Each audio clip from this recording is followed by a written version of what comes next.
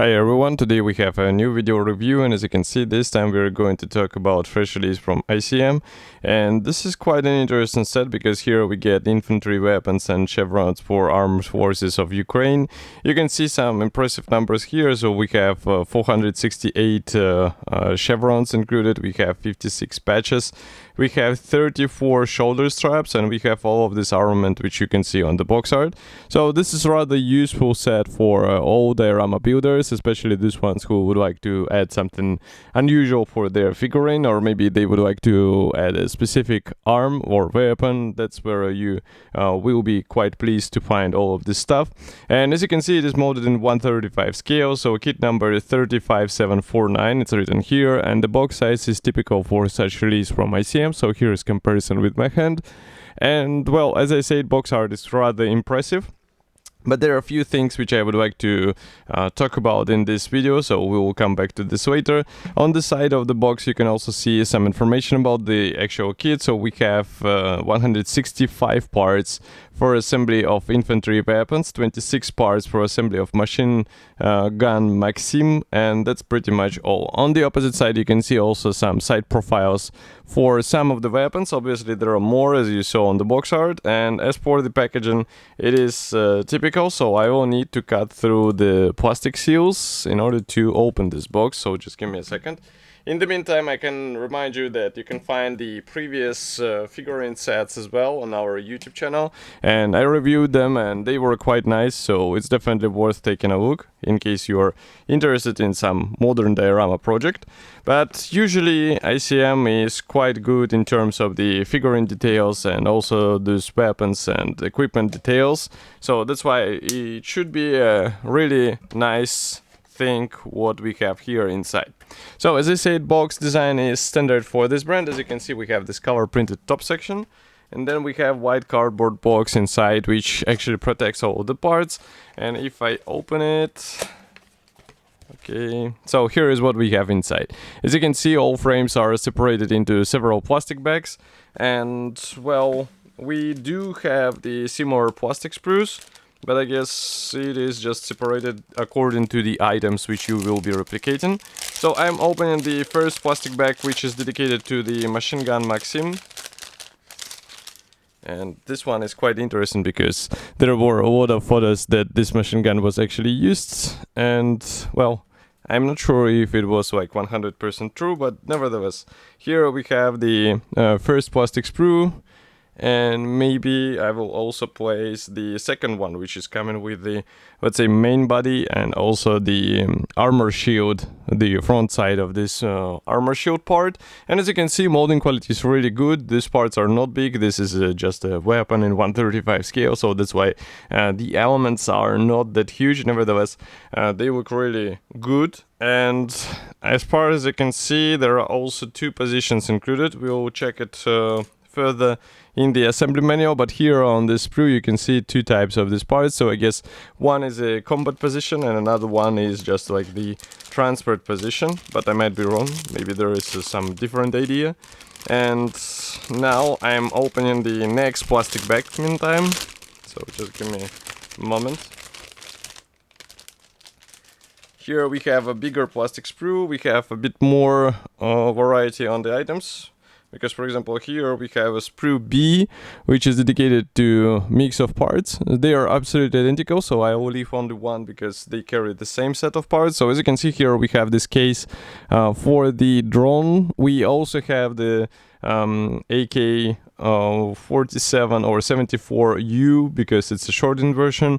We also have some parts for the drone. As you can see here, we have the propellers. So it should be quite a useful thing for a modern diorama project, and you can also use the drone separately. Drone might be familiar because it was included into one of the previous figurine sets from the same manufacturer. So now we have it as a part of this weapon set. Okay, next we continue with another pair of plastic sprues. So this is the sprue W, so here you can see it. I will again leave only one plastic sprue because here we have the mix of parts, and as you can see here we have the mainly the assault rifles, as well as one sniper rifle, I think, here. We also have the helmets on the side, and we have the pistols in cases, or maybe it's not the case. It's just the clear. No, it's the case. So here you can see them stowed in the case. We also have the rocket launcher and also some minor additions for like target sights, optical sights for the rifles and daggers. So all of this stuff comes here. And again, just to remind you about the size, here is comparison with my fingertips. These are really tiny parts. So in some cases it will be a bit tricky to paint them.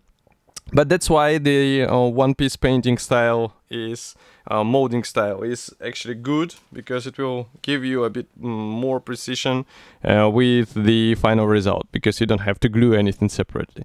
So here we continue with another plastic sprue. So here again we have the rocket launcher tube, we have some AK rifles, we also have some parts for the machine gun, I guess. And here we have also some parts for the ammo boxes. So everything looks quite nice. And as for these tubes, as far as you can see, we have some guiding elements.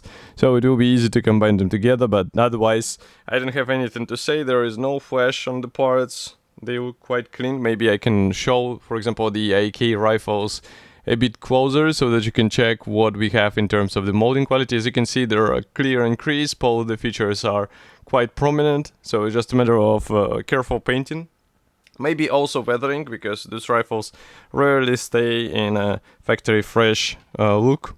So here we continue with the biggest plastic sprues. This one is dedicated to rather large items. We have various machine guns and even the rocket launchers and grenade launchers. So as you can see, they're also molded as a single piece part, so it's just a matter of combining all of this stuff together. But nevertheless, these things might be handy for a battle diorama, or maybe just as an addition for the figurine where you would like to have a different armament. But as you can see, a lot of things are included out of the box.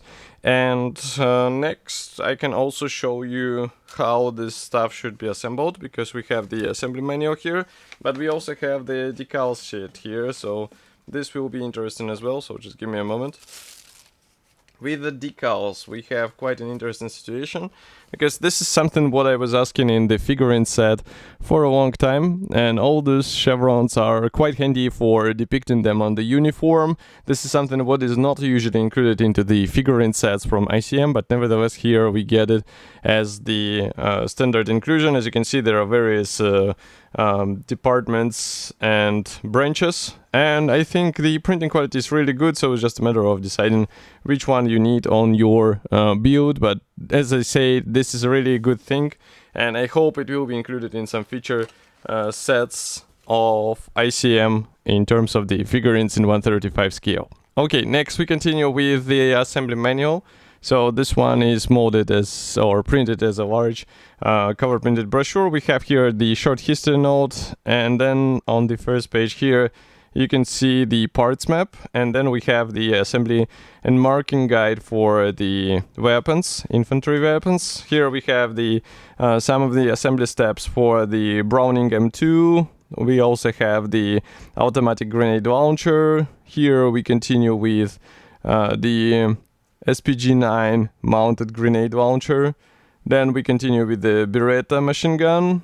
Then here we have the Stugna P, which was also part of the figurine set, as you remember. I was just trying to remember if we reviewed it. Here we have the Maxim machine gun. So as I said, there are two options, whether the transport position or the combat position.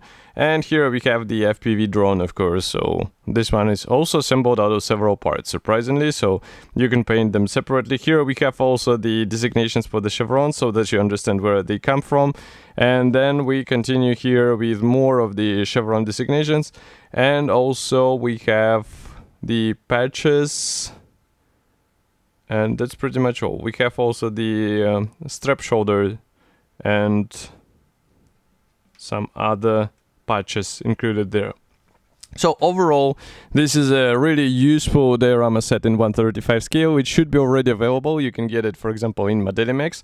Of course, I will be happy to hear your opinion. So if you have something to say and if you have some suggestions, write it here in the comment section below. And by the way, I almost forgot that, well, the set of weapons is really good here, but nevertheless, somehow the authors omitted the sniper rifle. So there are not that many sniper rifle types. We have, I think, only one somewhere here it was included, but it was rather just the marksman rifle, which is not common in the I would say army, and obviously it would be good to see some more prominent types as well. But again, I would be happy to hear your opinion about this, and of course I will see you in the next video review as usual. So thank you for joining me today, and bye.